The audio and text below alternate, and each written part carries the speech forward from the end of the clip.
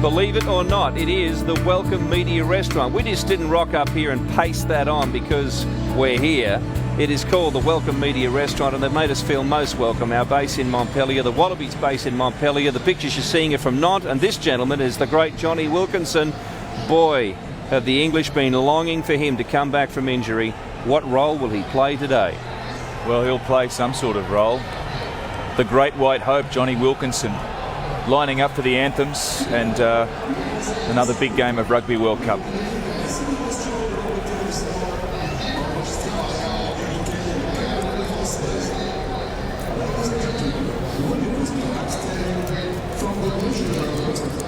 Samoa, recorded by the Rugby and the French Army crowd.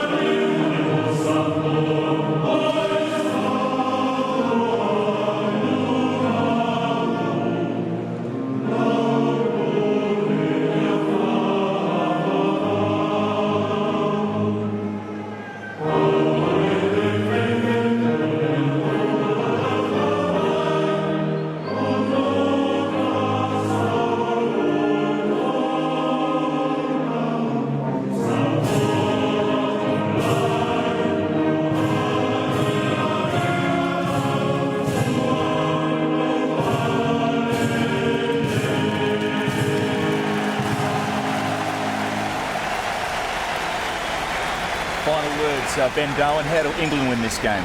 They've just got to keep it in the forwards. They've got to go straight through the middle, line out, scrum, rolling maul, get it to 10.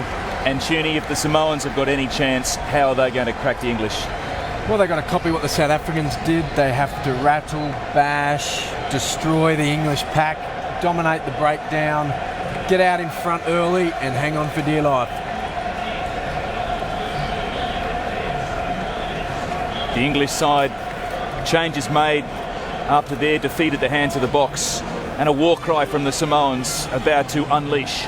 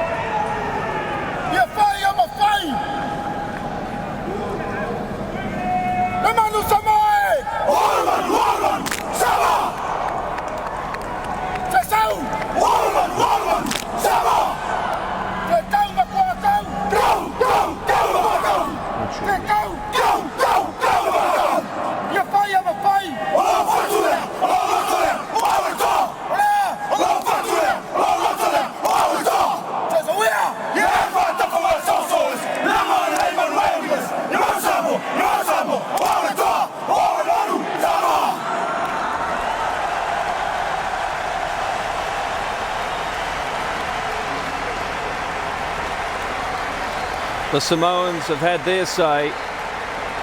Now let's hear from your commentators for this very important game from Nantes.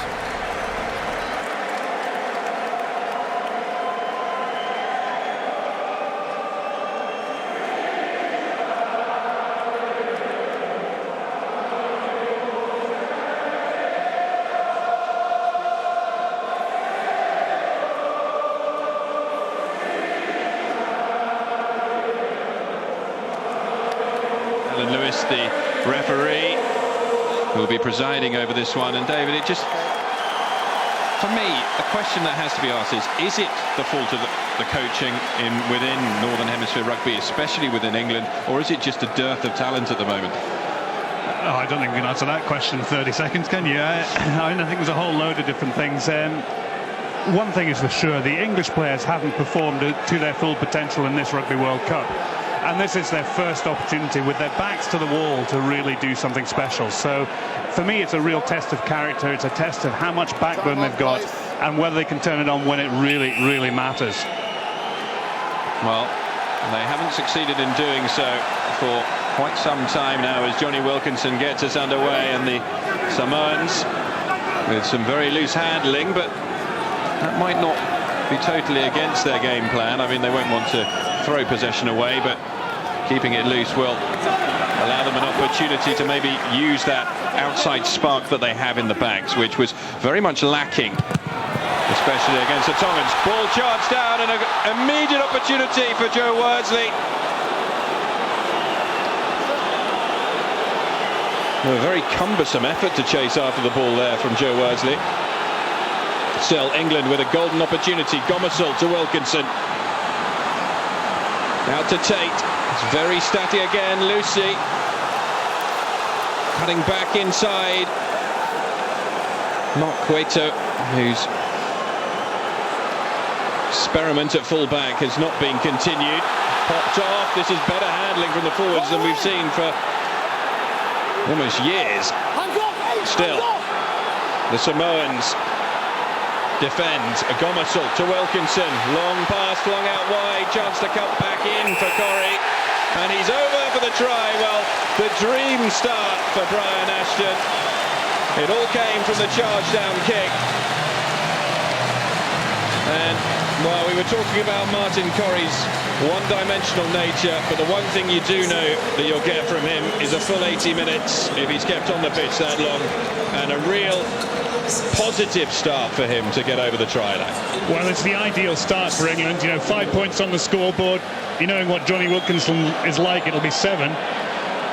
But actually, they could have scored 2 or 3 times before that. Nick Easter, after a beautiful little slip pass, then picked and drove, and I think he should have allowed Gomersall to have released it. There was a very poor pass to Matthew Tate, who had to take it behind him. You know, so just these little bits of accuracy. I mean, they've come away with the points, but little bits of accuracy. Hopefully, their confidence will grow, having converted the pressure into points. But there is the distinct possibility, conversely, that when we look back 4 years, that the Samoans, well, the raw tells you everything about that kick. Not that it was, as you say, David, ever in doubt. But the Samoans took a shock lead against England. Well, Samoans will definitely feel here, okay, they've got to put that behind them. There have been many examples of sides conceding early tries against teams that they would feel that they would like to beat. And I know that it does seem ridiculous on the world stage that we're talking about the Samoans in that sort of nature as the favourites almost for this one, which perhaps they aren't, but they will feel that they can come into this one and definitely take something out of it. They felt that before the World Cup even started. So they've just got to make sure that they get the basics right for the next 10 minutes and don't concede any more points. Well taken, and the English forwards very much on the front foot in this early encounters. And a penalty conceded. So, well, you talked about winning the game up front. Well, I'm just trying to remember when I last saw a really dynamic English forward drive like that. You know, it's just been very ponderous up until now. There's been no real aggression or dominance at the contact area, and you know, I'm sure they'll take a lot from this, as indeed it will dent the Samoans' confidence. Definitely. But by the same token, I mean, even with that early charge down kick, I mean, it wasn't as though Joe Worsley looked as though he was going to beat anyone to it, really. I mean, this has been the major problem. It's so lethargic and flat, slow ball from the breakdown. It would be good to see an evolution during this game, even though it is, I say, only against Samoa. That one to the back of the line didn't look particularly straight, but the referees allowed it to go. Nick Easter and Martin Corrie the front of that one, and the England forwards get a bit of a rumble on. The Samoans have slowed it down slightly, but the English forwards still well in control here. At the back with Shooter. And this really will be a huge dent in the Samoan confidence if the English can get another early score. They are well in control at this stage. Gomersall.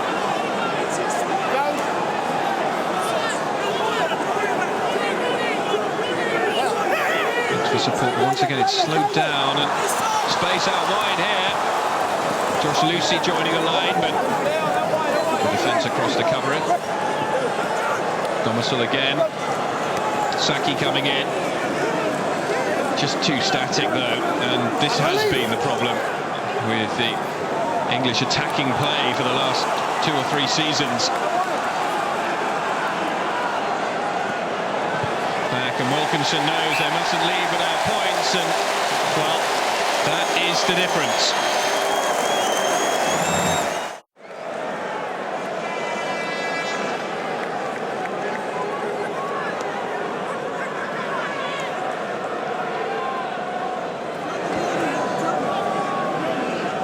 They're 10 points ahead and 6 minutes on the clock. Absolutely. Well, it was not the start that Michael Jones would have been looking for, and he asked his side for a real difference in approach to this game, because they were incredibly flat against Tonga. It was almost that victory they'd had against them in the Pacific Nations Cup, 50 points to 3, made them think that all they needed to do was turn up. This is the World Cup though. This is the centre stage for World Rugby, and Samoa, who have enjoyed a rich tradition in this competition, twice making the quarter-finals, well, they're just not quite looking there. And when you compare it to the Tongan performance, I'm probably being harsh on them. There's only 6.5 minutes on the clock and they haven't really had any possession, but they do need something different. And Satiti's got a real uphill struggle here to try and lift it. They look flat again. But then again, if English possession and ball is as languid as we've seen over the last months, and they give away rather needless penalties like that, and the Samoans are given a window of opportunity back into this game. Well, it was a poor piece of play there by Nick Easter, I think, at the base of the scrum. I mean, he went one way and then came the other way, and well, you can see Gomersall holding back Junior Polu, preventing the tackle. Well, this is going to be a very interesting thing, because as I said, Gavin Williams, definitely the man that you'd back to slot your penalties, and he's done so with excellent accuracy for the Samoans throughout this competition so far. He's injured. He is with the team here watching the game today, but it's Loki Crichton who takes on the kicking duties, and well, can he respond to the challenge? You do feel if it goes down to a straight shootout between him and Wilkinson, I'm pretty sure I know the majority of the world's money would be. Yeah, I think it'd be foolish to bet against Wilkinson.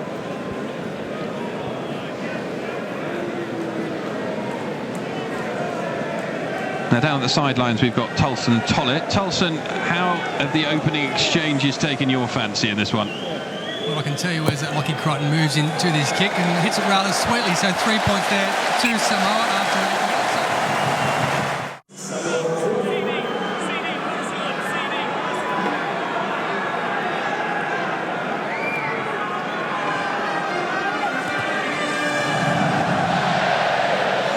If the scoring continues as it started, you may well be right there, Tulson.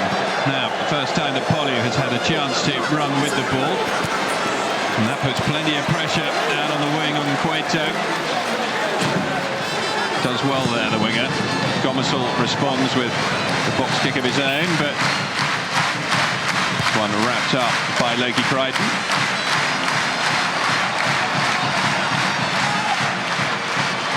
And the English look to counter-attack.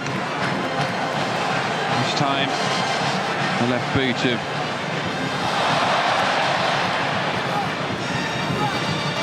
Johnny Wilkinson once again putting the pressure on. It's been a tournament that's seen some desperately poor kicking between sides, and no better exponent of that than Mike Catt in the game against South Africa. And Gomersall picks out touch, just the sensible thing to do there, because the kicking game was going nowhere between either side. Well, it is, and it's interesting. I thought Samoa might want to look to counter a lot more, particularly on loose kicks where there's no pressure, and we've seen a couple of those already from England.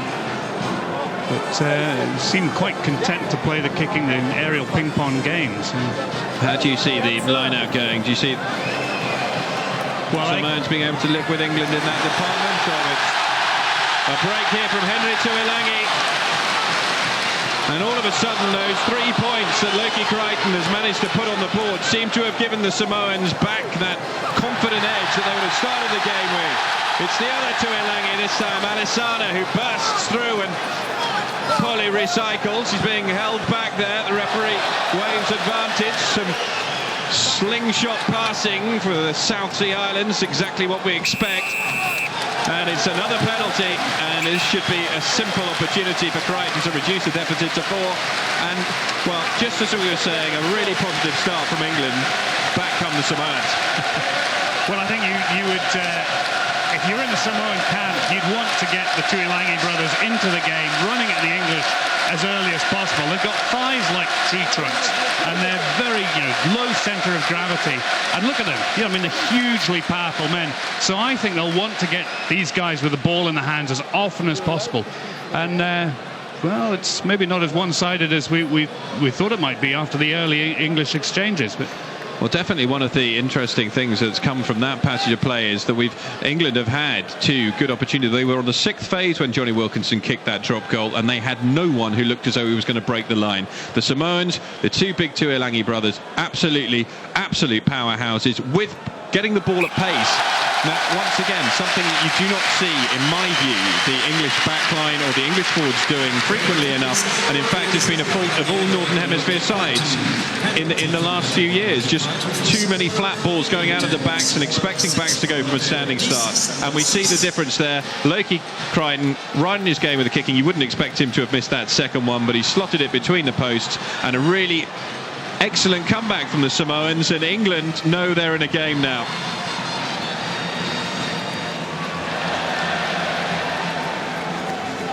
Wilkinson with the restart, taken in well, and once again the Samoans will be given an opportunity here, perhaps to counter from deep. Instead they go for the kicking option though. It's a well-placed kick, and quickly taken inside to Lucy. Well, this has been one of the most disappointing aspects as well of the English game at this Rugby World Cup. Crichton misses touch again though, and they could be, well, I say they could be punished, but they're only going to be punished if it comes back with interest. Gomersall thought about the kick, instead went back to his forwards, and that was a sensible option. Bit of space out wide here for England. Cueto driven forward. Good support play from Joe Worsley out wide there.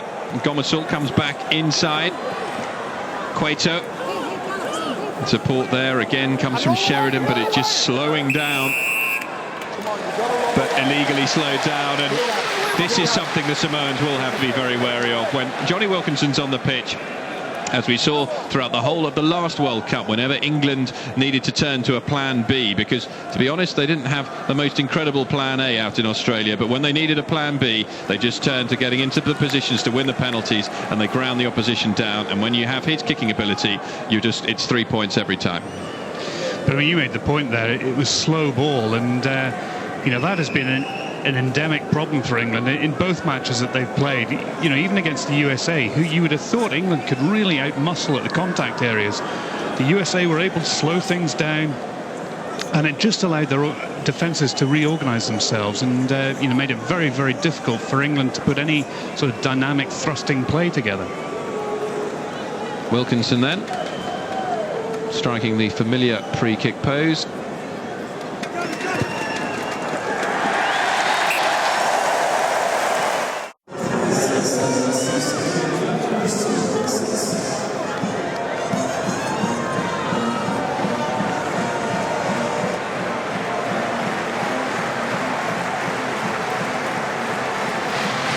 don't think England will worry. If they come away with a win, that's their primary objective. If it's 8 penalties from Johnny Wilkinson and 1 try, but they win, I don't think they'll worry. Oh no, I think you're absolutely right. The only thing that they will worry about is the fact that if the clamps are put on them ticking the scoreboard over and the Samoans suddenly score a try, for instance, if the Samoans were to get a try now, suddenly puts the pressure right back on. Just remains to be seen whether they can hold the discipline together. The kicking game has been woefully employed by England once again, and it's easy possession taken by the Samoans, and they get to fling it out wide through the backs for one of the first times, rather than using the Tuilangis on the crash ball. English defence up quickly,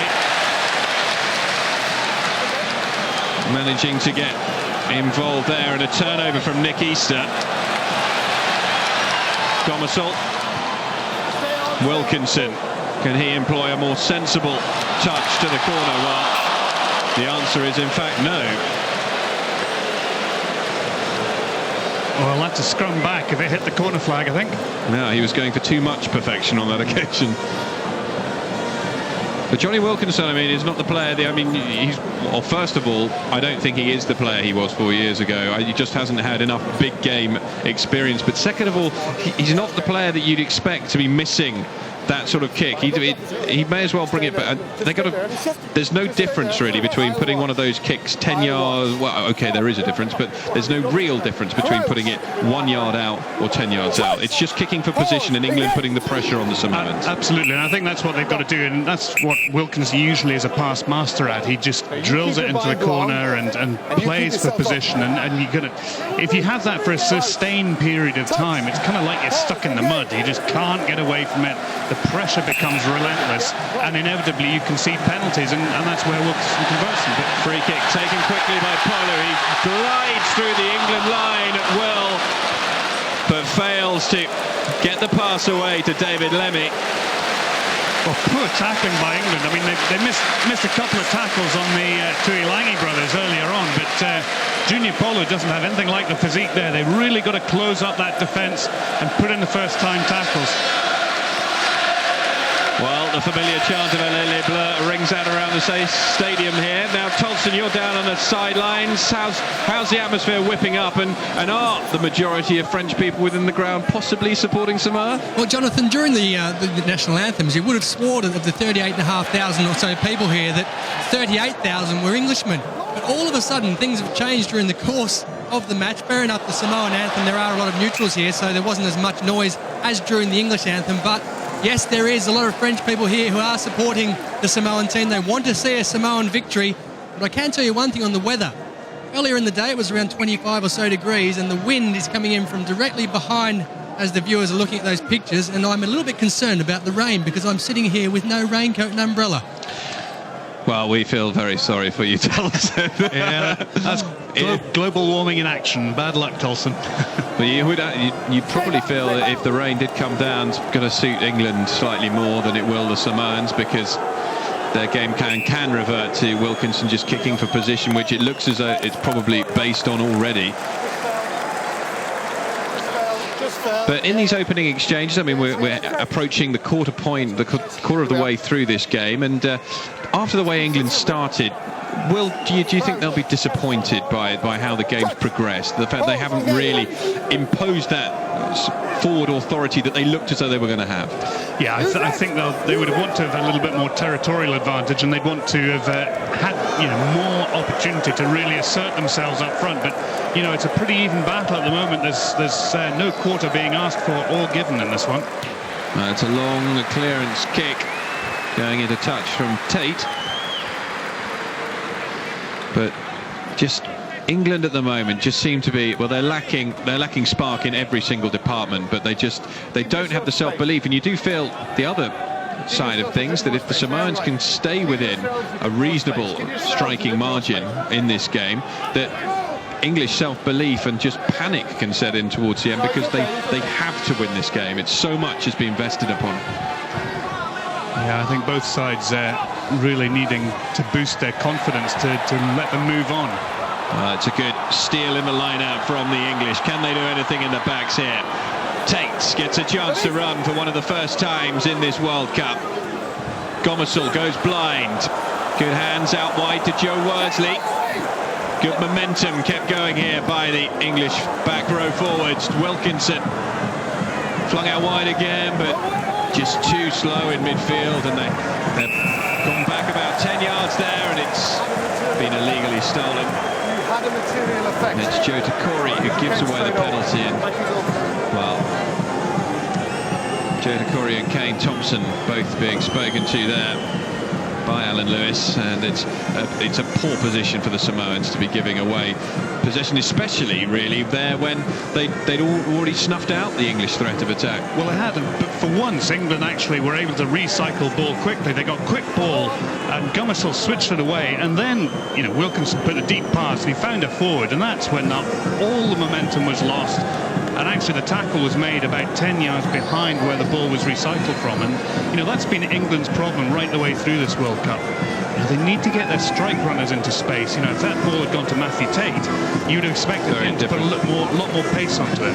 And it's something that has been spoken about a lot in the British media, and also the Southern Hemisphere media have been picking it out. Just the fact that England seem to have become obsessed with this, using the forwards in the line, and it's all very well when you have someone like Victor Matfield, who not only is very adept with the ball in his hands, but he's also reasonably quick. You've got John Schmidt, probably I'd say the quickest hooker around at the moment. The South Africans have it, the New Zealanders have it, the Australians have it. They all have forwards who have pace, whereas these lumbering old men that many of them are in the England side, it's pointless giving them the ball out wide. Still, no mistake. As I said, we'll keep you posted if Johnny Wilkinson misses one. He didn't. It's back out to the 10-point lead, but it's an intriguing encounter at this stage, but England will feel that they've got their noses ahead. They just need some form of running rugby that's going to give the crowd something to really support them for, because at the moment the English crowd, they're going to be happy with a win, but there's so much that win's most important, but then it's going to be the way it's achieved. And Brian Ashton said that he wants them to play a different type of rugby. Well, we haven't really seen that in evidence yet. No, but that was more like it by Gomersall. A cracking kick there, and Samoa right back and under pressure, having to play rugby from 30 yards from their own try line now.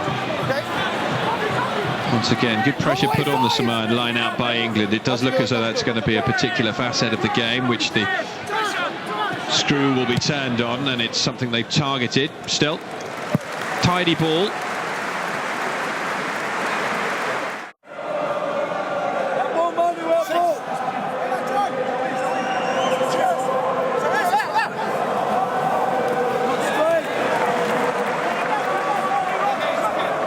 Even in the game between Tonga and South Africa earlier today, JP Peterson and Brian Habana, when he came on, both of them constantly looking for the ball. They want to have a run at the opposition.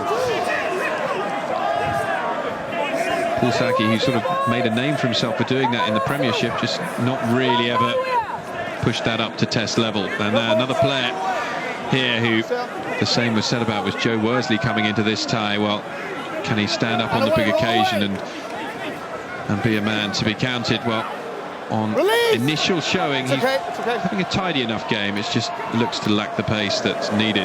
Wilkinson with the up and under to put the pressure on Loki Crichton.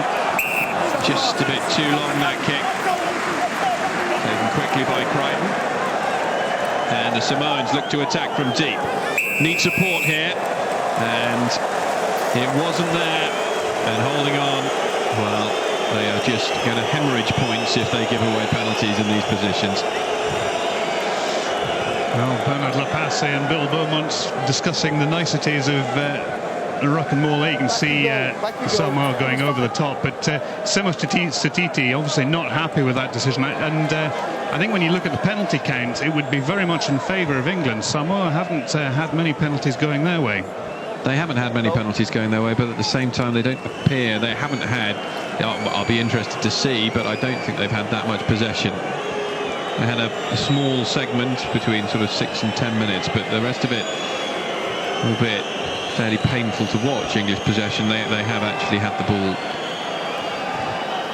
Almost an identical kick, this one for Wilkinson.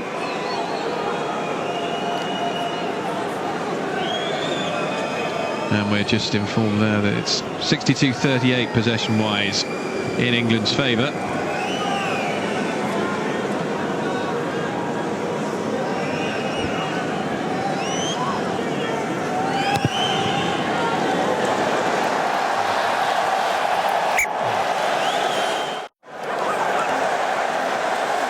Great enterprise shown here. Polu back inside, slightly loose handling though, and when Mapusua should have probably held on and waited for some forward support.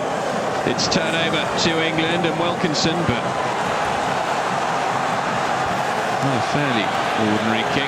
Tuilangi picks it up and demonstrates he doesn't have a left foot and hacks it out into touch, so it'll be line-up ball to England. But well, very threatening for Samoa, particularly on the counter-attack. They took the quick drop out from that missed Wilkinson penalty.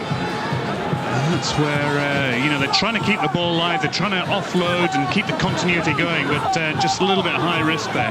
Mapusua, just a little bit of sevens rugby there when he would have been more sensible, because I mean they'd made the inroads, they just needed a bit of forward support there.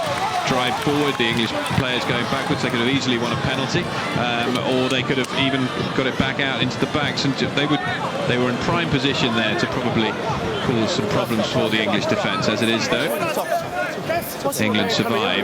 The Samoans though, they'll want to be attacking that from the halfway line rather than having to do it from their own 22. If they can get into those positions and attack from the halfway line, they're going to feel far more confident that they can get over the English line. From the back, it's Henry Tuilangi with the pick-up. England look to turn this one over, and they've done so successfully. Now Gomersall, Wilkinson, terrible pass into midfield, and actually, I mean, Ollie Barkley's been virtually anonymous since the beginning of this game, and England player in the way there. Josh Lucy was, I think Junior Polo suggesting that actually he might have been in the way and almost like lazy running. Last one was tight. But it was a dreadful pass by Wilkinson. Just maybe signs of rustiness, not a lot of match practice. Obviously he's been out injured for such a long time. Goes into the back, and the English have stolen it once again. A chance here to counter. Tate snips back inside, past two tackles. Ball set again for Gomersall. Quickly recycled ball this time, but just going for the big forwards rather than trying to use the pace out wide. I mean, there's a possibility it could work, but feet just losing their feet there, and slow ball again, and watch it too. England have to start again from scratch with George Shooter at the back. And it's just painfully slow after watching the speed at which the Southern Hemisphere sides have been recycling the ball, getting it into the backs and breaking through the line and attacking the lines, and just phase after phase of possession like that. English rugby has regressed, and that is exactly the opposite of what one would have thought when they picked up the trophy 4 years ago, but that is what's happened, and it's just painful to watch at the moment. And there is the ball possession. England enjoying 63% to 37, and really with that sort of possession advantage, I know that statistics tell lies, but just a 10-point advantage would be disappointing. Well, I think the one worrying thing from a Samoa perspective is the control of the ball, the set piece. I mean, it was a turnover from that last scrum. They've lost a couple of lineouts, and you know, really they have to tighten up on their set piece, because, as you said, it's a question of possession. If they can retain possession and get possession in good positions, then they're going to be far more threatening.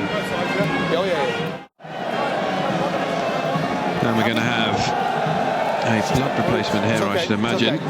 Here we are. But so far, the English tactics don't look at all dissimilar to the ones that have been employed throughout the last 18 months in the build-up to this World Cup. And one just had to say, it's not good rugby to watch at all, which is presumably why so many people are supporting the Samoans. Apart from anything else, a little more enterprise is employed usually in rugby, played by the Samoans. Josh Lucy picks up A long kick forward, which has been well chased. Hands off Lemmy, who just couldn't stay on his feet against the Tongans when he came off the bench. Slipped all over the place. Not sure whether he's changed his boots or not for this one. A kick down the line, which should have been kicked for position and finding touch. Hasn't, and Alisana Tuilangi gets up ahead of steam. Questionable whether that was forward or not. The referee doesn't seem to think so. That did go forward though. Paul Saki picks up the ball, and the English forwards in straight away are Simon Shaw and Martin Corrie, now released. Wilkinson sees a little bit of an opportunity down the blind side, but his kick was not well executed, and Loki Crichton just with plenty of time to pick his spot and clear it away. And a perfect example, that passage of play, of how this game's going, really.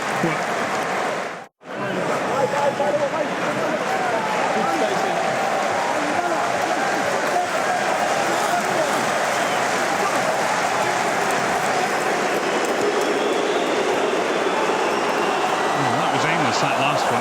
Simon Shaw getting up ahead of steam and actually carrying the ball over the gain line on this occasion. Once again, turning to the forwards. Matt Stevens is the target this time. Now out to the backs. Wilkinson.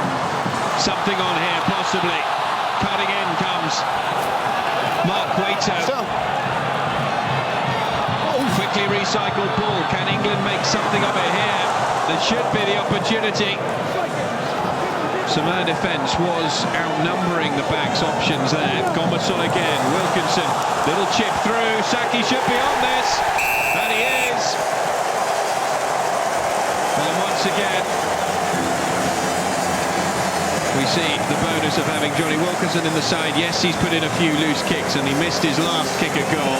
But on this occasion, judging the defence coming up quickly, saw the opportunity to exploit that, and Saki finally coming off his line, off his wing, to do the work that we've asked him to sort of come and look for, and gets in and scores the try. But the whole thing about that was there were 2 or 3 phases where it was quick ball, recycled well, and England put pace onto it. And as soon as they put pace onto it, they got in behind Samoa, and the Samoan defence was disorganised. Even that last one, it was slightly slower, and so Wilkinson had to put the kick through. But well-executed kick, good try, and again, you know, pressure being turned into points for once. Pressure being turned into points, and England building up a substantial advantage here. Probably the most important phase of that play was after Simon Shaw's initial burst, when the ball was recycled to Matt Stevens. He came on and took it in a very different way to what the sort of rugby we've seen employed by England. He was going at full tilt, and that carried him over the gain line.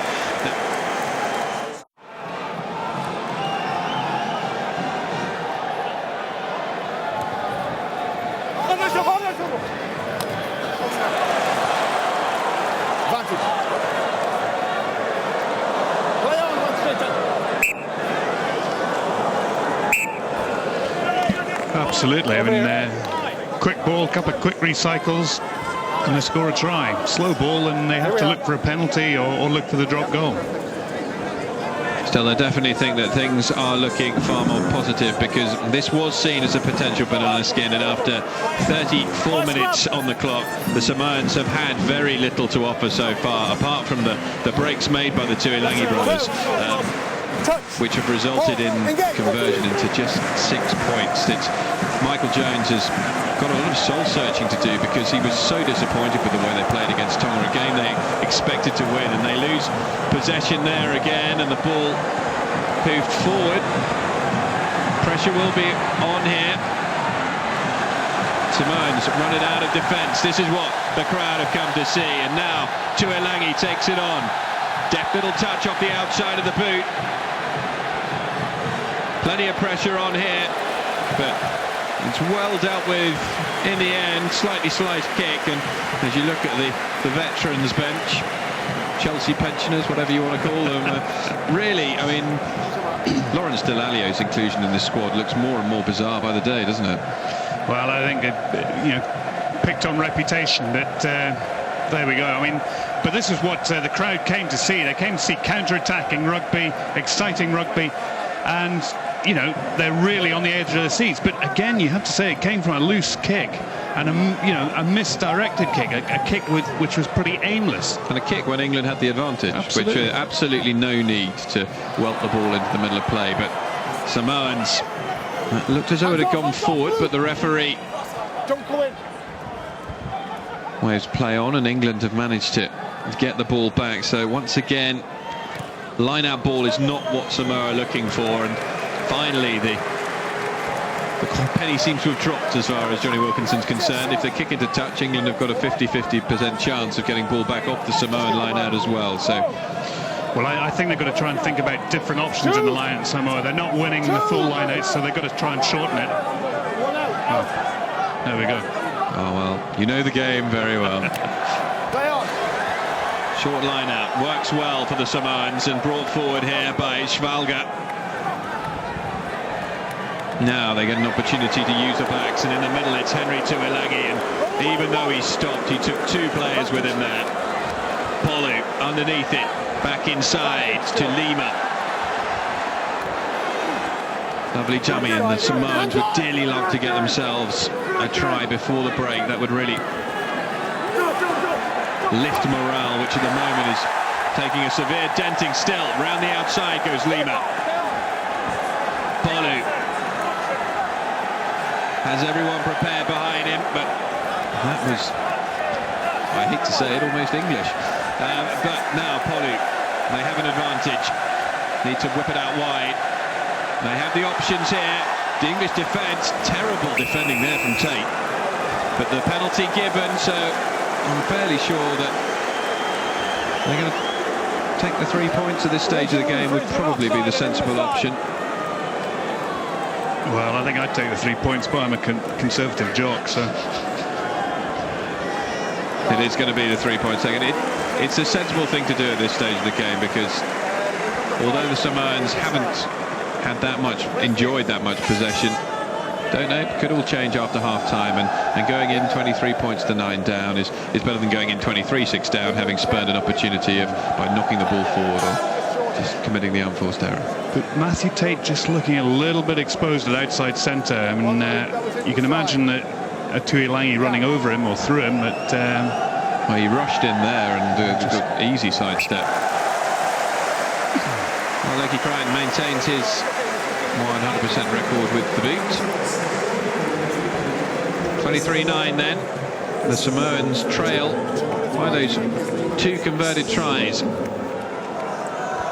And that is the sole difference between the 2 teams at the moment.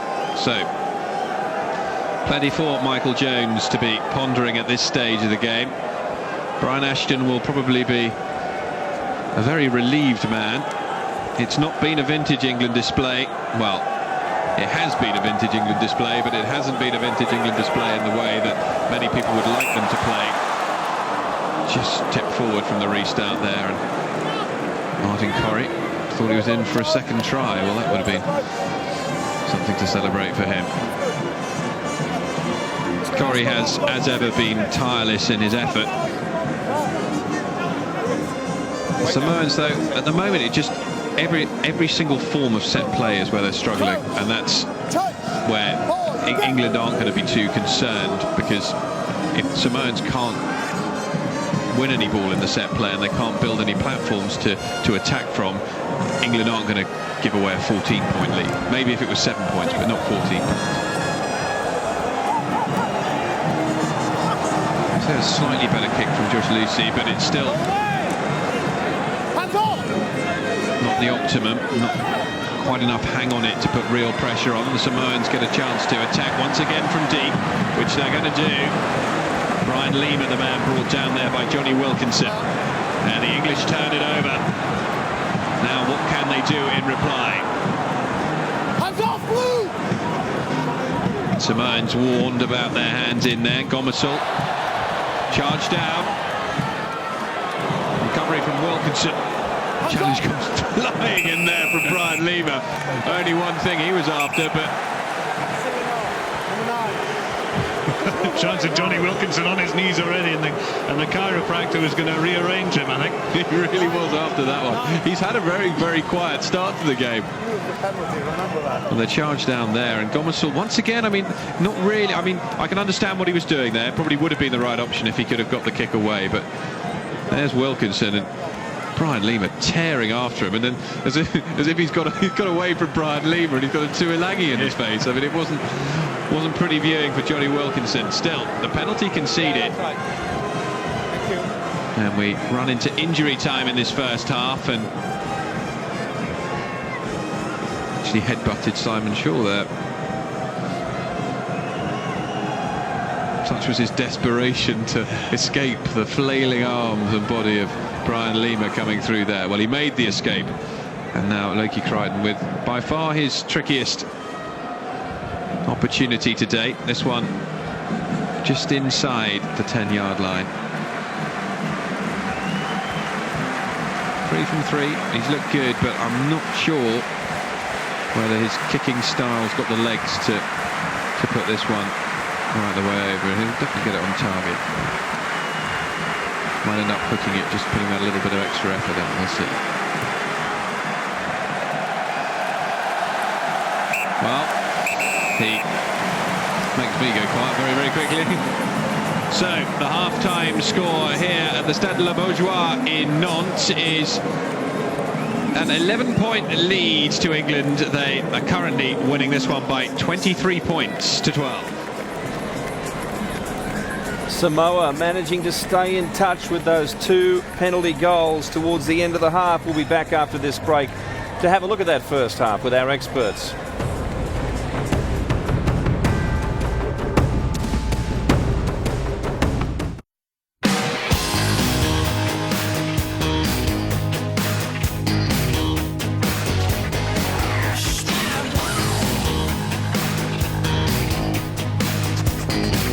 Holy haka, Batman. Yes, I suspect Batman and Robin and the Bobby were English fans. Great colour in Nantes as the players come back out onto the field. And we'll resume commentary. Rupert pointed to that traditional fade in the second half, or the last quarter of the game for Samoa. Can they change that trend? We'll find out. David Soul and Jonathan Hayes-Bass will join us now.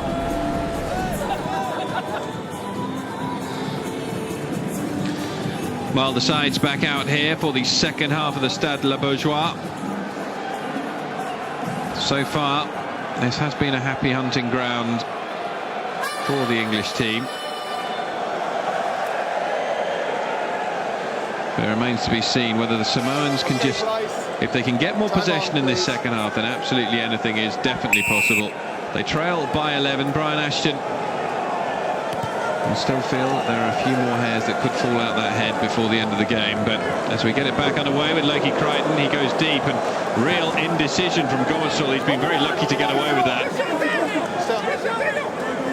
He feels the full force of the Samoan defence as England pick and drive, and basic errors once again creeping into the English game, and this gives the Samoans a superb attacking platform early on. Well, not a good start by Gomersall. I think his forwards won't thank him for that. They'd have wanted him to give it to Johnny Wilkinson, who might drill it 50 yards down the park. But instead, they've got a scrum in a very good attacking position for Samoa. Samoans need to stay strong in the set piece, which they have done on this occasion. Polly breaks. They've got Henry Tuilangi coming round, and he breaks through the gain line, and immediately options out wide. Ball goes forward, but it's a penalty conceded by England. Well, it was lazy running by Johnny Wilkinson there. It was very obvious. Junior Pollard trying to get the ball away quickly from that good Henry Tuilangi drive. Look at the disbelief on Martin Corrie's face. Oh bother, he said, I think, if I read his lips correctly. Yeah, well, being a professional at lip reading you are, David, I think you're absolutely spot on. But the situation we find ourselves in here is that, I mean, they're going to take the 3 points, but it's almost disappointing for the Samoans, because I think they would have fancied their chances there. However, a very positive start for them. Get the 3 points here. It's back to within 8. And Henry Tuilangi, well, he's just that's how they've got to use him, and he's crashed through, and 4 English players taken with that one, and then the lazy running of Johnny Wilkinson, as you say, clear for everyone to see there. And Lakey Crichton with a very simple chance to just slot it over. So 23-15. The Samoans have been the ones who've kept the scoreboard ticking over. 23-6 until 5 minutes before the break, and the Samoans have now scored 9 unanswered points. England, well, it's just that nagging doubt that's going to creep into them. It's whether they've got the self-belief. I mean, they've got very few players out there now who actually do have the belief in winning the games. This player, of course, being one of them. But he's been out for so long, you just wonder what sort of state his self-confidence is in himself. He's had quite a start. That is a smashing hit. And the Samoans thought they were away for a second. I don't know what the referee's bringing this back for. Is it offside? I think it would be the challenge on Johnny Wilkinson now. Put him straight in the bin. Just get it lower. Lower. That's all. Lower. Okay? No. Well, Brian Lima just gets a warning. Lower. Well, this is exactly the sort of challenge that A, Brian Lima's famous for, but also B, that Michael Jones was talking about coming in, and oh yeah, it's quite high. In defence of Johnny Wilkinson, I can see why he was a bit disappointed there. Well, they talk about Brian Lima's timing of the tackle, and the timing of the tackle was absolutely perfect. He hit Johnny Wilkinson perfectly. I think if he had been 6 inches lower, there'd be no question about that being a fair tackle. But that's his trademark, Brian Lima. It was, Johnny Wilkinson probably think he'd be taking up hockey rather than playing rugby, and if he gets a few more hits like that. But the crowd don't like it. Well, they don't like the fact that England are going for goal as well. It'd be interesting to see whether, I mean, Johnny Wilkinson's taken a ferocious amount of hits. One just has to think back to the 99 World Cup when the Tongans targeted him. And he's been, a targeted player by everyone around the world ever since. Is he seeing straight is the question.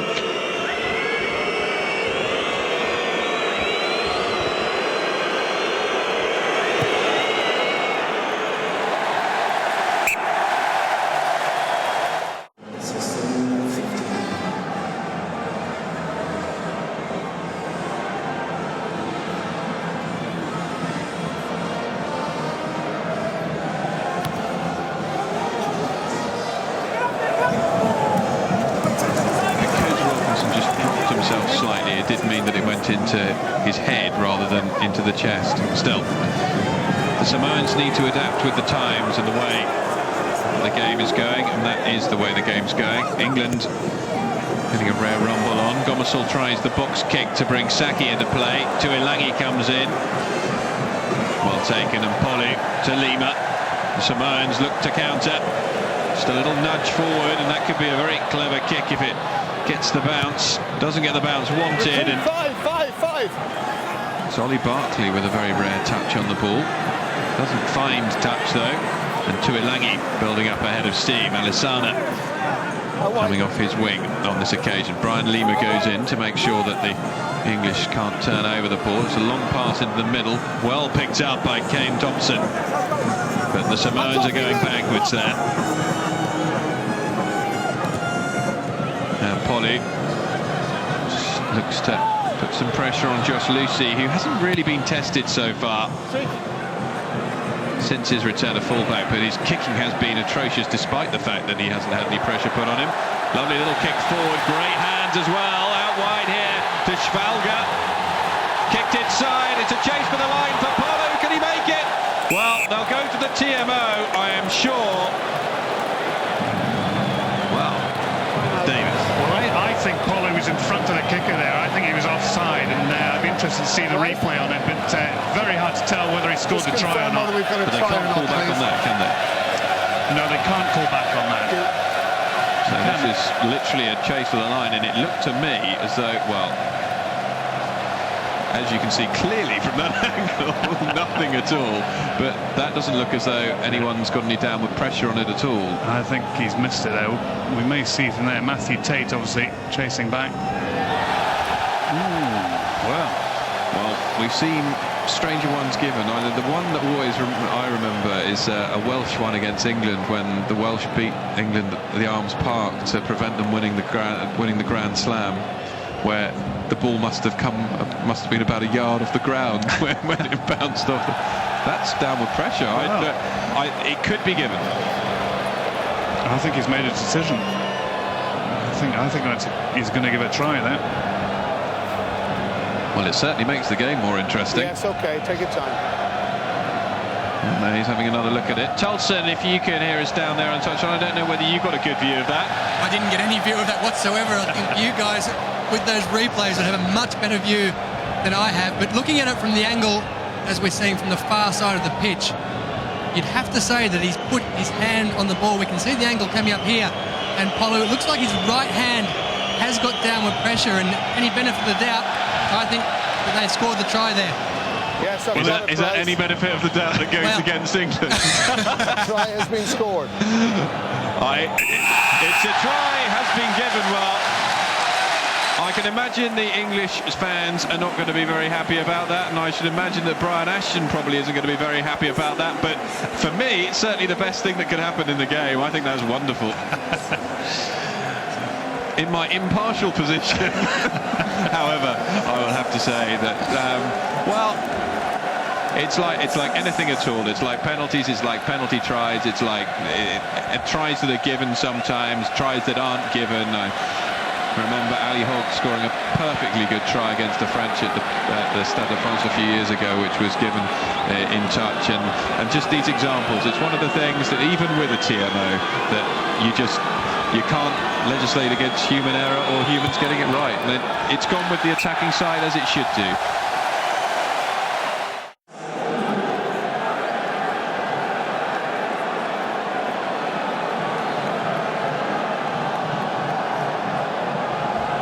Well, is it going to be another classic England performance that is saved by the boot of Johnny Wilkinson? It remains to be seen. At the moment, just 4 points between the two sides. Shooter picks it up. Wilkinson, England have an opportunity out here, out wide. Cueto. Well, little confidence shown by Cueto there. The gap wasn't that small. You'd expect a winger to have gone for it, even if he was going to be driven into touch. Absolutely, but I think it's indicative of lack of confidence, and Matthew Tate as well. Possibly. Well, I think Tate wanted to give him the chance of a run-in, but he could have delayed his pass a little more, drawn the tackler in. But as it is, England still will be confident they can convert something here, because they got an attacking line out and they have managed to get the drive going from this position. They're not going to on this occasion, but is it going to be a pick and go? Marvin Corrie waits at the back. Goswell doesn't look that interested in having it. It is a pick and go from the English, but once again momentum goes. Too static once again through the forwards, but they've managed to soak in a few Samoan defenders. Get it out sharp and wide here. Cover tackling excellent from the Samoan defence on that occasion, but they're going to need to stay there. Back inside to Easter. And the penalty given away, and the Samoans rewarded for some really good hits in defence, and England punished for this very slow ball that they continually seem to be hampered by and have been for so long now. At that time it was just Simon Shaw who just got isolated, and but again indicative that England aren't aggressive, they're not fast enough at the breakdown, they're not clearing away the Samoan defenders and recycling the ball quickly. But the classic example is that someone like Henry Tuilagi, even when he does burst through the tackles, he's being given a 2 or 3 pace head start to build up some momentum. The English forwards, when they get in the line, they're taking it flat, they're taking it static, so they then have to start again. And it's never worked in world rugby, but it's working even less now that the English players just aren't, they're not tier 1 players, in my opinion, at the moment. They're not good enough, so they need to create some luck for themselves, and they're just not doing it. Alan Lewis saying a few words there. We've got one of the Samoan props here, Census Johnson, down.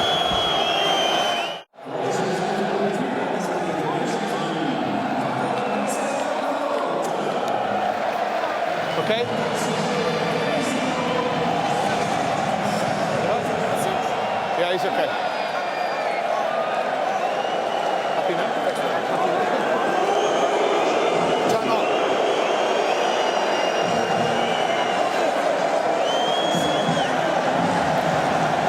That's good, on the line, yeah.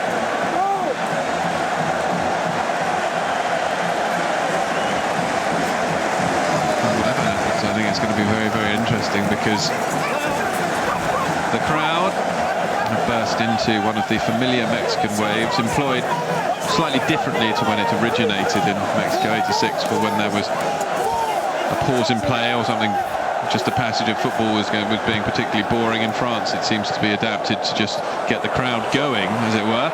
They shouldn't really need any encouragement on this occasion. We've got an excellent ball game on, and once again the English just giving away possession to Elangi. Release, and then you can another one in the by side. his brother there before he can take a quick one.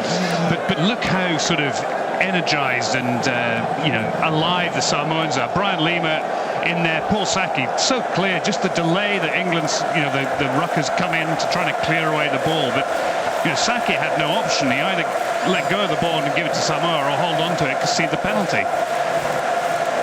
Loki Crichton, who has kicked very, very well so far in this game, takes play up to just shy of the English 22. Well, in much the same way as just watching that South Africa-Tonga match, we were thinking, well, there's no way it's going to get to this stage, and the Tongans are still going to be living with the South Africans. Even though English rugby was a crisis point after that loss to South Africa, no one really thought that it was going to reach a stage where the Samoans were going to be putting this much pressure on them, even after their performance against England 4 years ago. Still, the Samoans possibly making the wrong option there, I think. I know they kicked for position, but they're just not winning much line-out ball. Hard to see what other option they could come up with. They've lost possession. Johnny Wilkinson. And it was a more intelligent kick, but it still was easily dealt with, and Samoans put it deep, and this time Lucy must find touch, and he almost overcompensates. But after that little passage of play, who would you rather be? I mean, I think you'd rather be Samoa with the line out in England's half. But I don't think Johnny Wilkinson's kicking from hand has been anything like as good and as polished as it normally is. He normally dictates games, he controls games, he turns the pressure on when it's appropriate, and he's just not looked the sort of player he normally is. He hasn't looked the talisman that he usually is, although his place kicking has been very good. England are really enjoying themselves on the Samoan line out there. Samoans need to start, well, they're even there, they were changing things up. They were just a four-man line out. Mark Cueto goes chasing after that one. Good pressure put on there, because it's, I think, come off the Samoan hand, and it's Lemmy who concedes the line out. So England suddenly find themselves, they have alleviated the pressure, but still need to make it count, this pressure. Well, it was a better kick and there was more pressure on it, so Cueto was up there challenging for the ball. When the kick's along, there's no way that any of the runners can get there to challenge the catcher. Ball out into the backs on this occasion, and Lee Barkley with a very rare opportunity to run. Johnny Wilkinson again uses, and that's forward from Josh Lucy coming into the line. Or was it Tate? But whoever it was, he got absolutely munched in the tackle. Well, again, it was the timing of the tackle which was absolutely perfect. No question about that. A bit of afters from Stade, but that shows how strong Johnny Wilkinson can be. I mean, that's one of the main reasons he's probably survived and come back to play for England after that long layoff from injury. He has taken a phenomenal amount of hits throughout his career and always seems to bounce back. And Stade is not a small lad. It's bouncing off him. Still, Samoan still struggling in the set plays, and Josh Lucy picks it up, and England with a really great opportunity here, and Barkley has definitely employed the wrong tactic by kicking through there, and whatever the confidence of the English players with ball in hand, they had an overlap there. And again, I mean, I would say that Johnny Wilkinson, when they scored the second try, even then they were fortunate that came off. The chip through has just been overused in this World Cup, in my opinion. There's not enough of the players keeping the ball in hand.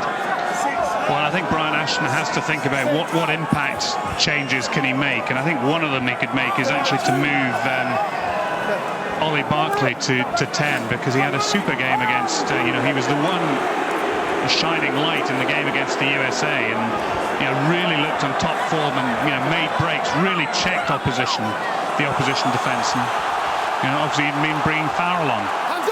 Now England have a rumble and they have an advantage as well. They're going to have a penalty anyway, which is why Johnny Wilkinson felt so confident about going for the drop goal, which he went for with the right boot, but he has the opportunity to reinstate a 7-point advantage to England. With the drop goal, you've no problem. And this will be a welcome break for the English players, because at the same time, though, Brian Ashton will probably have in the back of his mind that the Samoan try came from open play. Now, not to say that it won't happen again, but that the Samoans haven't been able to really capitalise on the penalties they've been winning and kicking for position. They haven't been able to exert any real pressure on England. It's all come from deep.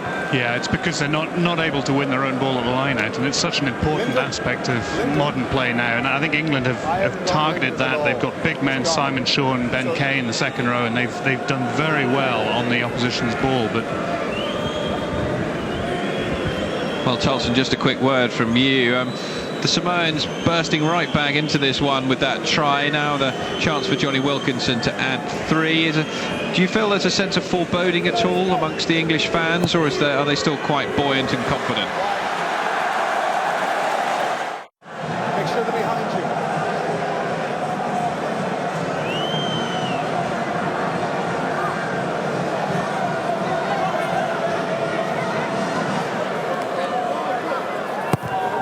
Well, the difference between the English cavalry and the South African cavalry that was brought off the bench to make the difference against Tonga is quite startling.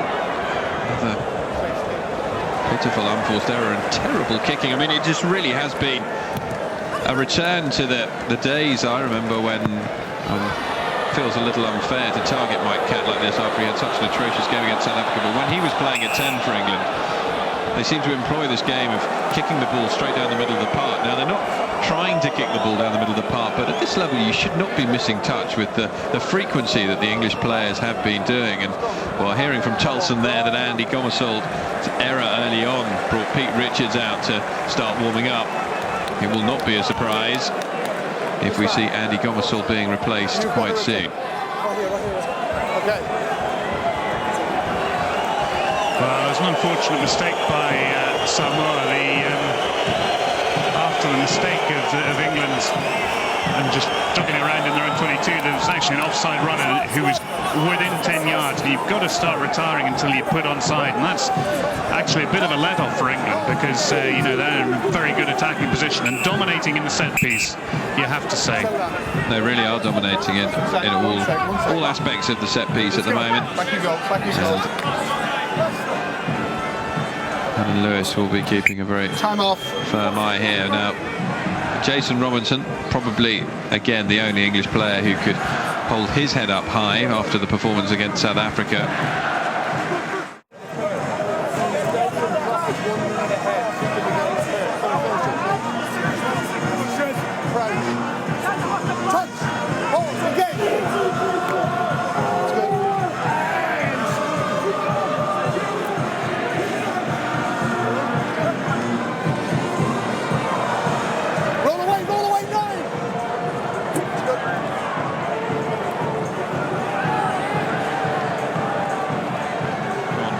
A good 10-15 yards from some very average ball out into the backs. Now a chance here for Wilkinson, but swallowed up. Still managed to get the ball back, but the Samoans consent the turnover. He managed to avert that, and Nick Easter just comes lolloping off the back. He's done well, actually, before I criticise too much. Gomersol, Wilkinson again. Barkley dropped Out into Simon Shaw. Simon Shaw back to Wilkinson. Now Worsley. Corrie, it's going through hands for the sake of going through hands at that particular stage, and possession slowed right down to a grinding halt. Sixth phase again while Wilkinson went for a drop goal. He'll probably want some slightly better position if he's to do the same thing as he goes through and supports, but the Samoans have turned it over, and Brian Lima clears it, and the chase is on. And well, if that had just stayed in, you can tell by the way that Tuilagi reacted. He knows he had the beating of Martin Corrie there. And some. I would imagine he'd have had time to score the try and run back to it before it reached the 22. Of course, they'll know each other fairly well, being teammates at Leicester, Tuilagi and Corrie. Well, we enter the last quarter then of this game. It's England 26, Samoa 22. The Samoans probably haven't offered quite what everyone expected coming into the tie, but they've stayed in touch, and they're just 4 points separate. Terrible line-out by England, a gift at Samoa. They keep ball in hand.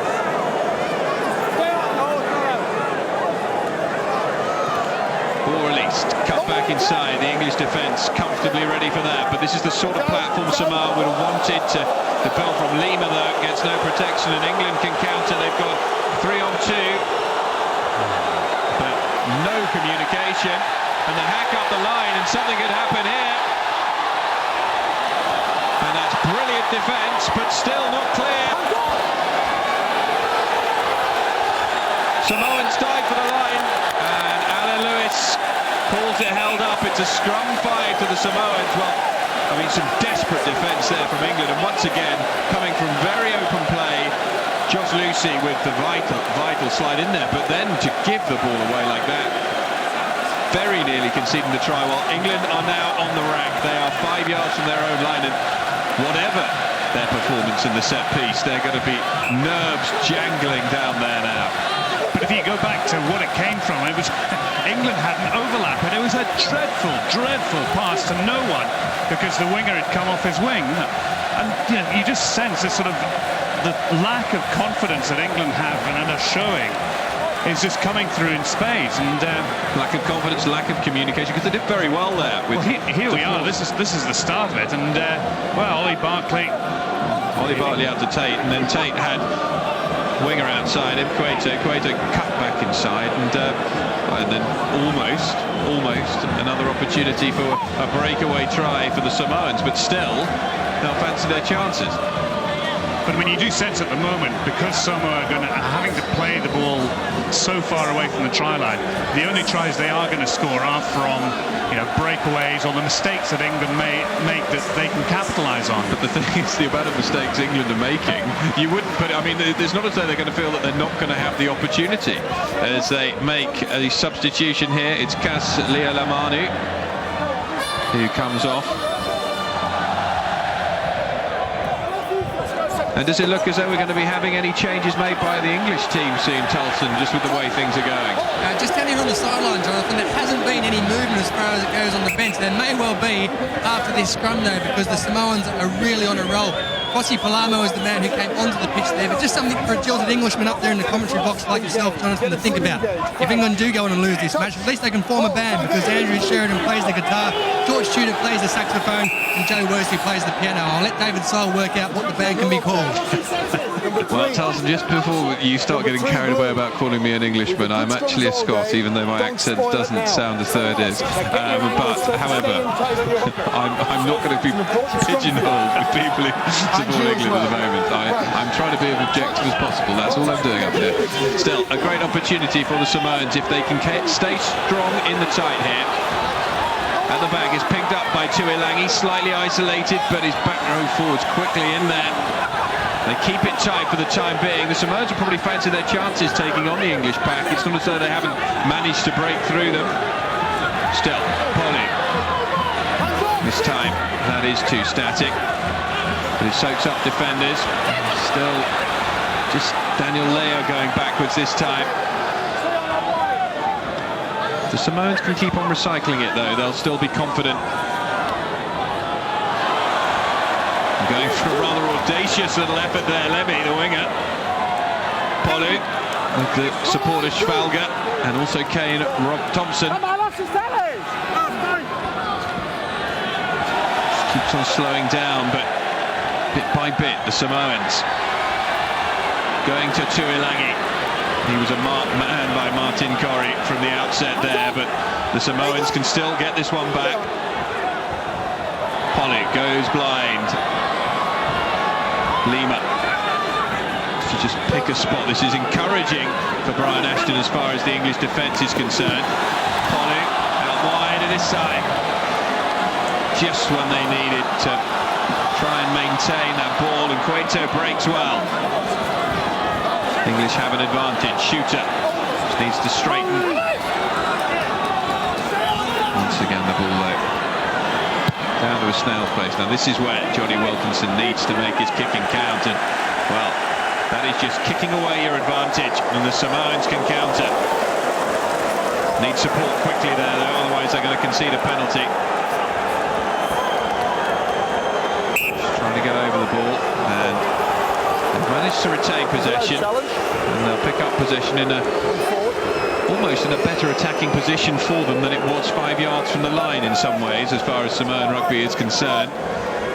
Well, they tried to muscle their way over here. It was an extraordinary little hurdling attempt over the top there, the sort of thing you see in American football rather than rugby. But yeah, again, just they don't have the sort of physique and power technique to out-muscle, you know, what is a pretty solid English defence. It's when the ball is when the play is fragmented that England begin to look a little bit more vulnerable. And, you know, I think they'd have been better trying to get the ball out into space and move it wide, see if they could find gaps out wide.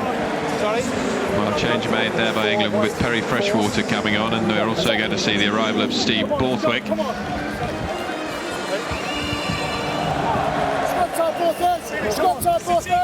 Come closer, please, England. Come closer. Crouch. Touch. Pause. No. No, it's not. Samoans and Gomersall just a little over keen to get the ball off his opposite number. Junior Polu expecting a free kick to be awarded here if the Samoans can't. Time off again, please.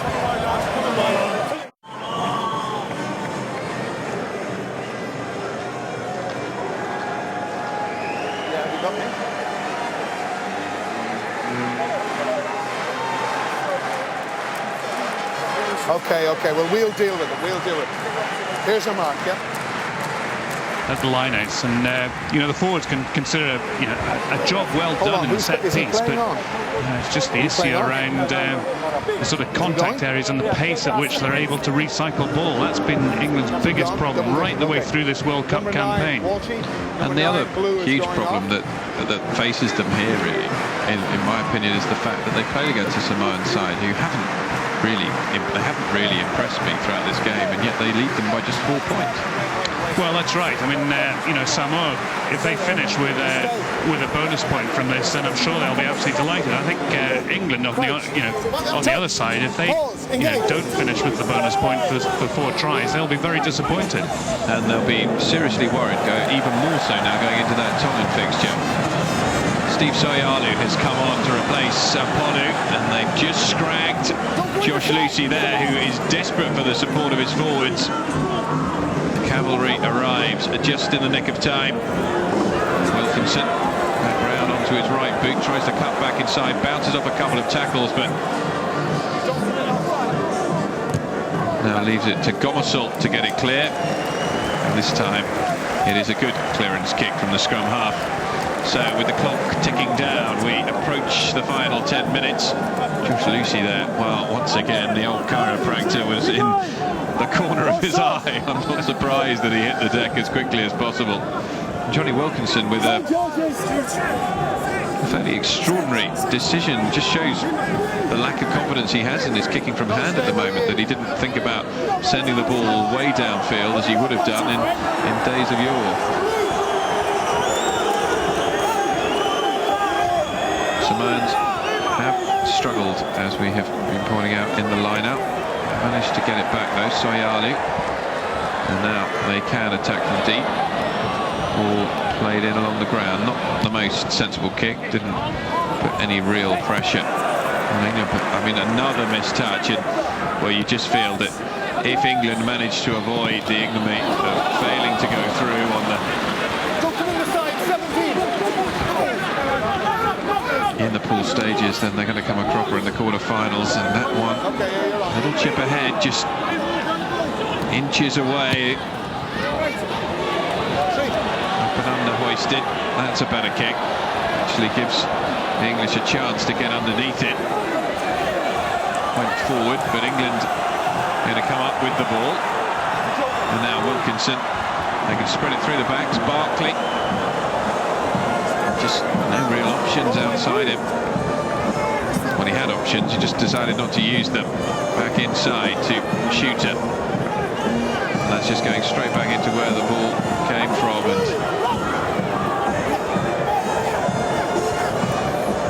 And we're getting more and more demoralising for those in the white shirts on the sidelines to watch.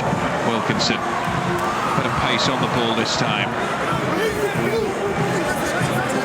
They've just come sideways across the pitch, haven't gone forward at all. Down the blind side now, back inside. Gomersall, better handling from England. They get a little bit of momentum coming forward. Gomersall out. Barkley sidesteps his way half through a challenge. And Wilkinson, here's the cry from the referee that offside's been awarded. Goes for a 3-point drop goal anyway, and notches it up. So England's lead back out to 7.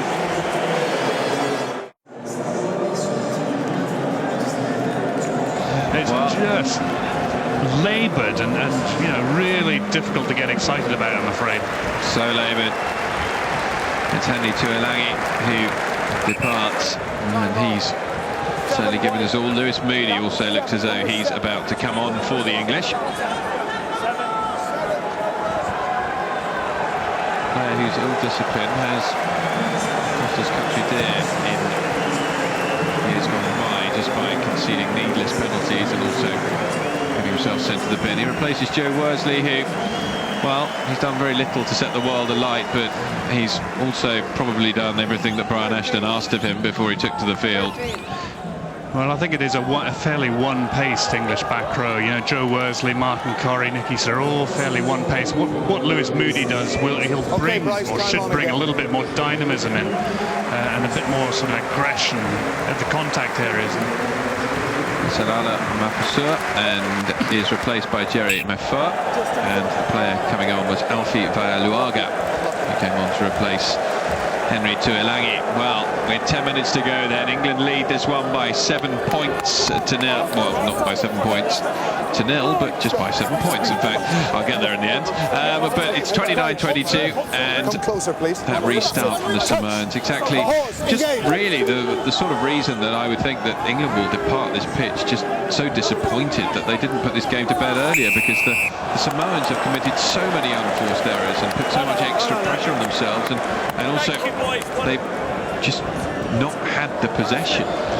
No, they haven't, and they've just made little errors in Samoa. You know, a few turnovers in the first half. They've not been able to not dominate the lineouts, but even get parity at the lineouts. They've been put under pressure there by England very, very effectively, and you have to say England have done a really good job at the set piece. Well, Johnny Wilkinson, we know that he's certainly got the range to slot one of these from the halfway line.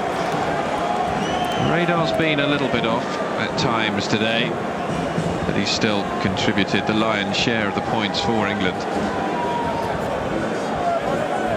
And you maybe just wonder if Wilkinson hadn't been fit, and Ollie Barkley, I mean, those two who they missed so desperately against the Springboks. I'm not saying that the result would have been any different, but I think England would have probably got on the scoreboard at least. And they hadn't been playing well. This could have been a very, very different game indeed. As it is, though, even with their return, England are not convincing anyone out there that they're going to defend their trophy.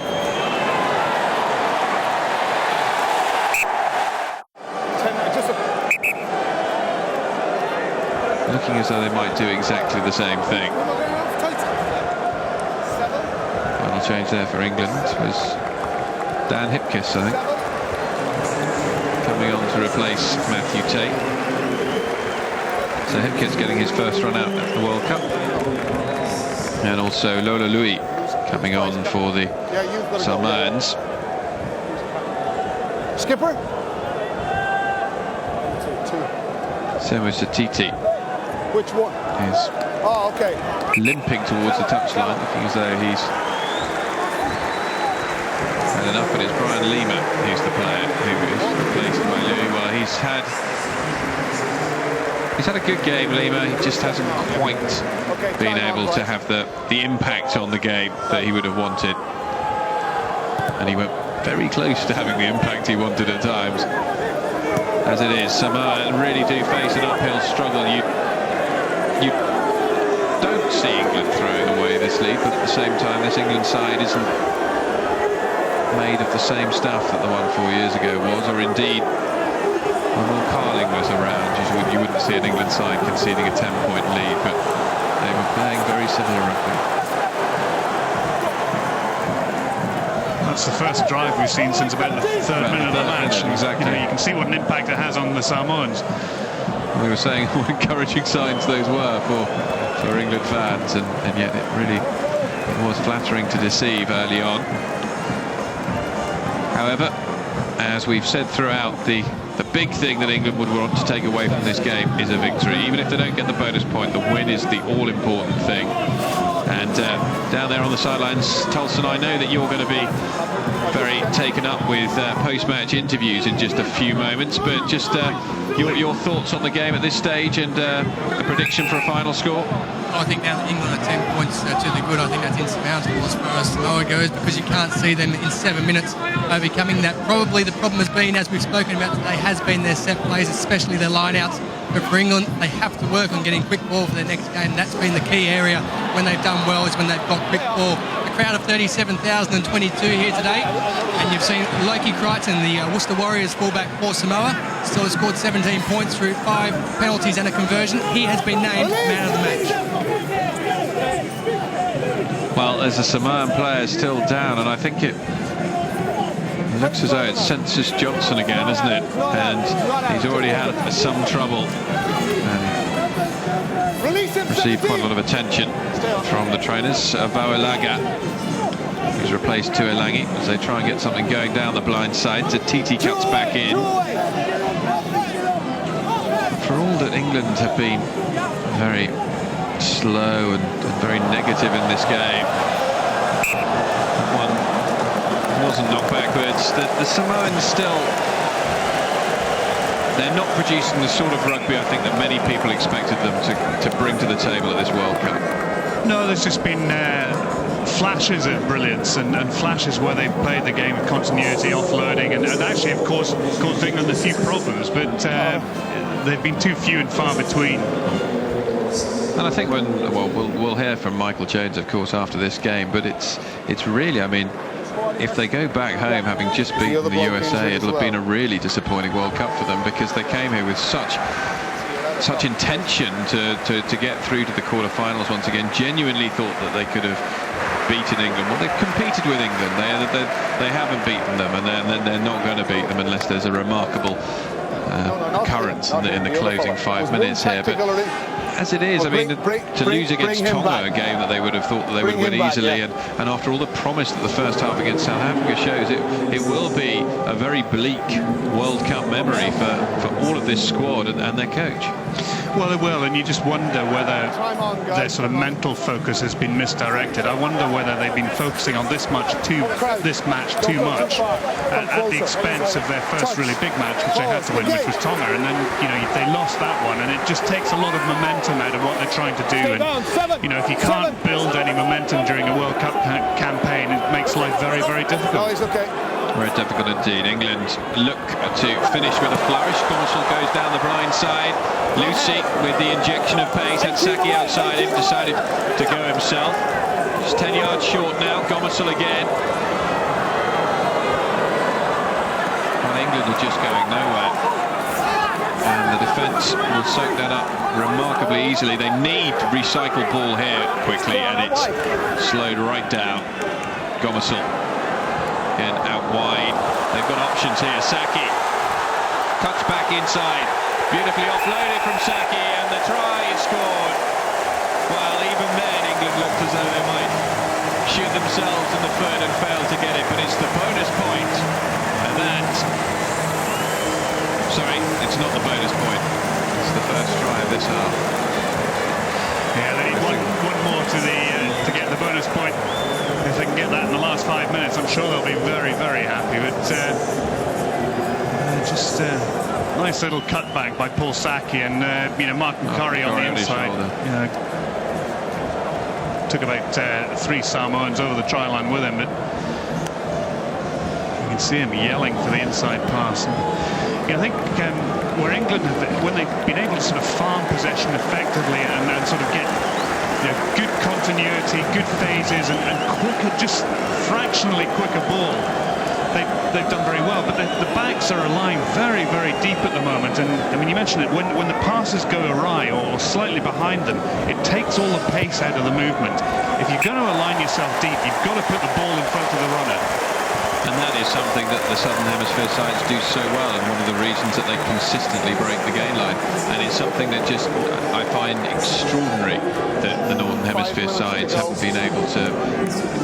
Well, why they haven't trained to do this? Whether it's just a question of the fact that they've spent so much time, as one of your colleagues out here, Simon Mannix, has consistently said, too much time bulking up and not enough time on concentrating on the simplicity of rugby.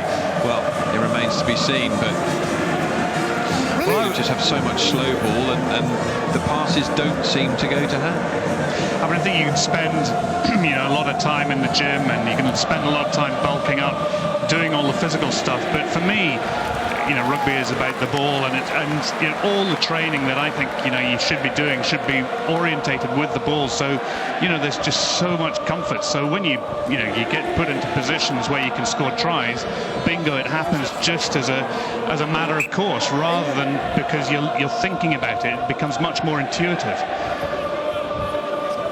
And there are very few sides who have intuitive footballers, I think, nowadays, particularly in the Northern Hemisphere. You see some of the French players, but But even there, probably their star of intuition would be Freddie Michalak, and his performance being erratic at the best of times. And so it's interesting to watch. I mean, Wilkinson has got a good footballing brain, but his game's a little off kilter at the moment. But so saying, England will probably take.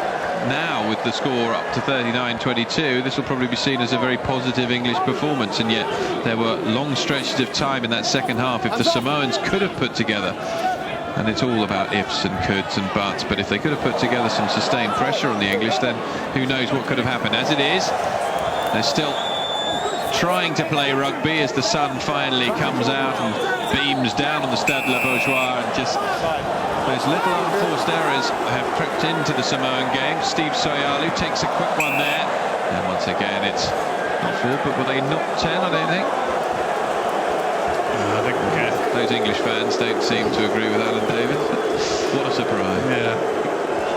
Well, I'm sure they'll want, with a minute or so on the clock, they'll want England to close this game down. And you said it, England sides 4 years ago, with Will Carley at the helm, they knew how to close a game down. With 10 minutes and even with a slight winning margin, they would control the game. And England haven't controlled the game as effectively as they might have done, particularly with the amount of possession that they've had. I think one of the very disappointing aspects for this England game will be the combination of Wilkinson and Barkley at fly half and centre that do not seem to have complemented themselves at all, which is very disappointing, because that was something that Ashton was vesting a lot of his concentration in the build-up to the game about. Samoans managed to win the ball in the line-out, but it's untidy, as it has been all game. And it's in the set pieces that they've really been let down. England managed to get it out wide, and Borthwick, I think, there, charging forward. Gomersall. They just need a simple pass, but that's all they needed there. In that position, it's 80 minutes on the clock. Johnny Wilkinson finds touch, and it is, you can tell by the atmosphere within the stadium, though, that despite the fact that England have won this game by a 17-point margin, there's no real belief within even the fans. They don't feel they've seen a good performance. They don't feel that they've seen a side who are going to do anything at all in this World Cup, and certainly who aren't going to be defending their title. Well, I think when they look at the video of the South Africa against Tonga match, they'll recognise that they've got another very, very difficult task ahead of them, and they've got to stay focused. They've got to think about how they play, and think about how they control the game and control possession more effectively than they have done in this match, because they're going to need to. Tuilagi just slotting one through there. The big tackles put in by Justin Purdy, but the thing that will definitely worry the English about the fact that they're taking on, and that was being played in the air, definite penalty given, and Saki felt the full force. That's yellow, I should imagine, and a really unnecessary yellow to concede at the end, because totally illegal playing him in the air. Well, he lined him up, and I think it was just a question of timing. You could see that left foot come down, and he thought, well, I'll just have a go anyway. When's a Samoa never really held back from a 50-50 tackle? I can't remember any occasion. But Paul Saki certainly had the wind knocked out of him there, and Brian Lima, a man who would have been proud of that challenge there, I'm sure.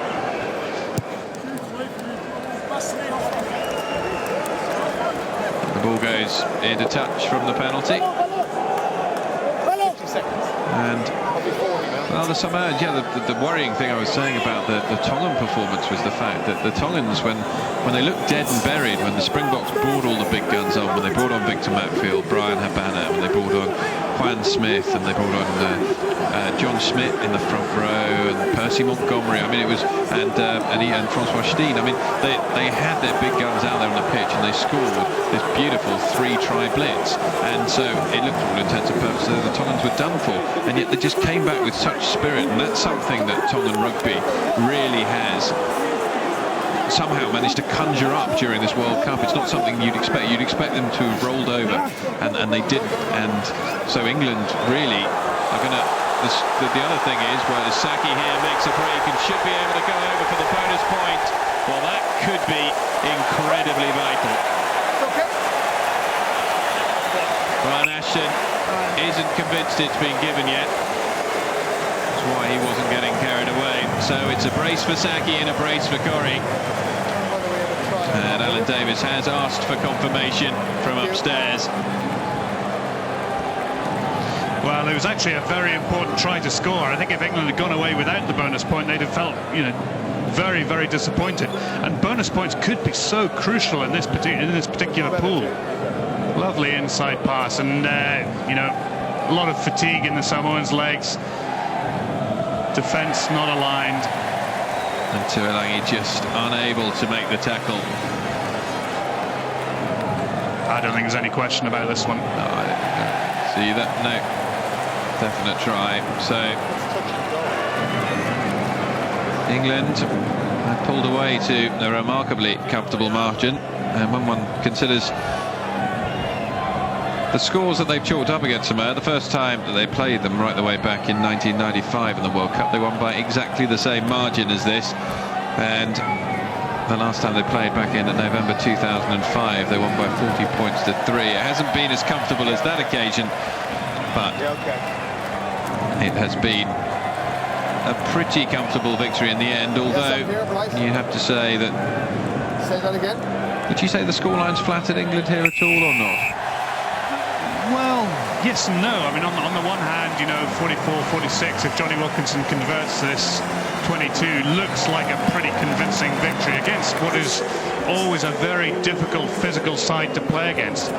But at the same time, the modus operandi of their victory and the opportunities that they should have capitalised on, it should have been 60, I think, and it should have been put to bed a lot sooner than it was.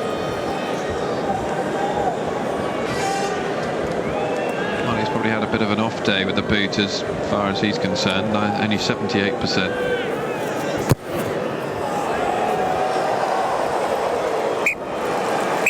And he hits that one inside, but the Final whistle is blown by Alan Davies, and in the end it has been a comfortable victory for England. They've won by 22 points. They've chalked up the bonus point. 2 tries from Corrie and 2 from Paul Saki, one each side of the break. The final score here is 44-22 to England. Revival or an ongoing struggle? We'll have a look at this game in more detail after the break here